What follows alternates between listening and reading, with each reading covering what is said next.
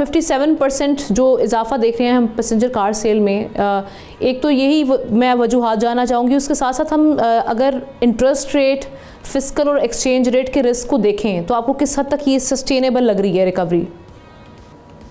देखिए, after 2 years के बाद ये इंडस्ट्रीज में कुछ इम्प्रूवमेंट नजर आ रही है, तो ये लॉन्ग टर्म होनी चाहिए। तो बुनियादी वजह आपने देखिए, खुद बता दी आपने कि इंटरेस्ट रेट एक तो इनका कम हुआ 24 से 10.5, एक रीजन ये है। दूसरा ये है कि अभी इस वक्त पाकिस्तान की इकोनॉमी है लास्ट 2.5 years अगो उससे कुछ बेहतर हुई है। लोकल डोमेस्टिक मार्केट हमारी, कुछ डिफरेंट इंडस्ट्रीज का डिफरेंट रिस्पॉन्स आपको नजर आ रहा है सेक्टर्स का।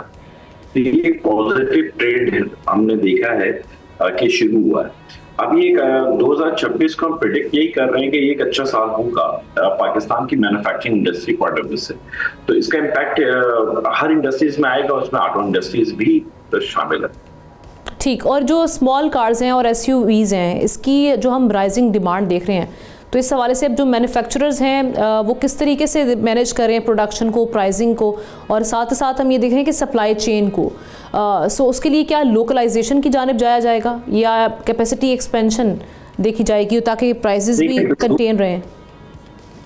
देखिए, दो चीजें बड़ी क्लियर हैं। पाकिस्तान की पॉलिसी चल रही थी जिसके तहत न्यू एंट्रेंट पाकिस्तान में आए, जिसमें कोरियंस भी आए और चाइनीज भी आए। अब इन लोगों ने तकरीबन डिफरेंट मॉडल्स पाकिस्तान में लॉन्च ऑलरेडी कर ली। लोगों का रिस्पांस भी अच्छा इनको मिल रहा है। तो ये पॉलिसी जून 2026 में खत्म होने वाली है। इस पॉलिसी के बाद जो रोल प्ले होगा वो ये है कि क्या न्यू एंट्रेंट अपनी लोकलाइजेशन पाकिस्तान में करना चाहेंगे, क्योंकि जो मॉडल्स हैं उसकी प्राइसेस कंट्रोल करना, उसको कम करने के लिए आपको डेफिनेटली लोकलाइजेशन को सपोर्ट करना होगा। इससे पहले अगर हम देखते हैं जापानीज इस मार्केट में रोल प्ले कर रहे हैं, तो उनका क्लेम यही है कि 60 to 70% उनके पार्ट्स लोकलाइज्ड हैं, इसलिए वो कम्पिटिटिव हो जाते हैं और उनकी आफ्टर सेल सर्विस की भी अच्छी नेटवर्क बना हुआ, रिस्पॉन्स अच्छा है, कंज्यूमर को काफी एडवांटेजेस मिलता है। इसी तरह कोरियन और चाइनीज जो ओईएम्स हैं, उनको ये यहाँ से 2026 में रोल प्ले करना है कि क्या वो लोकलाइजेशन में इतने ही 60 और 70% का जो लोकलाइजेशन लेवल है उसको मीट आउट कर पाएंगे। अगर ये मीट आउट कर पाएंगे तो कंज्यूमर को उसका एडवांटेज मिलेगा और डेफिनेटली प्राइस मिलेगा। दूसरी तरफ हम ये देखते हैं कि प्राइसेस को कंट्रोल करने के लिए हमारे पास गवर्नमेंट ऑफ पाकिस्तान क्या रोल प्ले कर सकती है। क्या वो अपने टैक्सेस को रिड्यूस कर सकती है कि अगर लोकलाइज बेस इंसेंटिव दिया जाए या एक्सपोर्ट बेस इंसेंटिव हो, वो लोकलाइजेशन के साथ हो। जितनी लोकलाइजेशन अगर आप 50% करेंगे तो आपको ये इंसेंटिव गवर्नमेंट एक्सपोर्ट में दे सकती है। आपकी 60% होगी तो आपको एडिशनल एक्सपोर्ट इंसेंटिव, क्योंकि पाकिस्तान इस वक्त गवर्नमेंट और पाकिस्तान जो प्लान कर रहा है वो एक्सपोर्ट एनहांसमेंट की बात कर रहा है। मगर एक्सपोर्ट एनहांसमेंट तब मुमकिन हो पाती है जब आपकी लोकलाइजेशन इंडस्ट्री या इंडस्ट्रियलाइजेशन पॉलिसीज होती है। इसकी बेसिस पे यहाँ पे की तरफ इंडस्ट्री है, इसके लिए बड़ा की रोल प्ले करेगा कि हम लोकलाइजेशन प्लस इंडस्ट्रियलाइजेशन पॉलिसी क्या किस तरह से इसको इस साल हम मुर्तब कर पाते हैं, यानी वैसा एनवायरनमेंट और वो इंसेंटिव्स आपको देने पड़ेंगे। राइट। अच्छा, अभी ईवी के हवाले से हम देख रहे थे कि गवर्नमेंट ने बड़ा टारगेट भी सेट किया हुआ है और अपना इंटरेस्ट भी बार बार इस हवाले से शो करवाते रहे हैं, लेकिन हम देख रहे हैं कि ईवी और हाइब्रिड की जो सेल्स है वो काफ़ी कम रही हैं। ऐसी क्या आप समझते हैं कि अडॉप्शन की ज़रूरत है, ऐसी कौन सी पॉलिसी कि जिससे हम देखें कि इसकी सेल्स भी बेहतर हों? देखिए, ईवी ना एज अ चैलेंज है।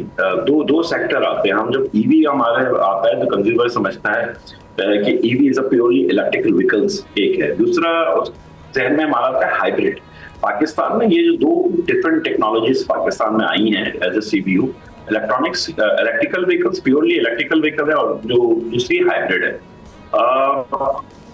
दुनिया में अगर हम अभी इस इलेक्ट्रिकल व्हीकल्स का मार्केट शेयर देखें तो ये is not more than 50 to 16%, 15 से 16% दुनिया के डेवलप कंट्रीज भी अडॉप्ट नहीं कर पाए। हम एक अंडर डेवलप कंट्रीज हैं। हम ये एक्सपेक्ट करेंगे कि हमारे 2030 तक हम ये अचीव इतना लेवल करने के, वो ज्यादा एक्सपेक्टेशंस है मेरे ख्याल से।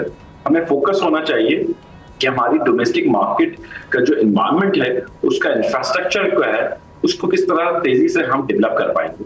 किसी एक शहर में, किसी एक स्पेसिफिक सिटी की अगर हम बात कर रहे हैं तो वो बात नहीं है, बात होगी नेशनल लेवल पे कि पूरे पाकिस्तान का नेटवर्क इस काबिल है कि हम इसके ऑप्शंस ले सकें इलेक्ट्रिकल व्हीकल्स पे या हाइब्रिड व्हीकल्स के लिए, तो उसके लिए हमें मजीद गवर्नमेंट पॉलिसी में क्लियरिटी चाहिए कि ग्राउंड में हम कितना बेस का मजबूत करने में कामयाब हों।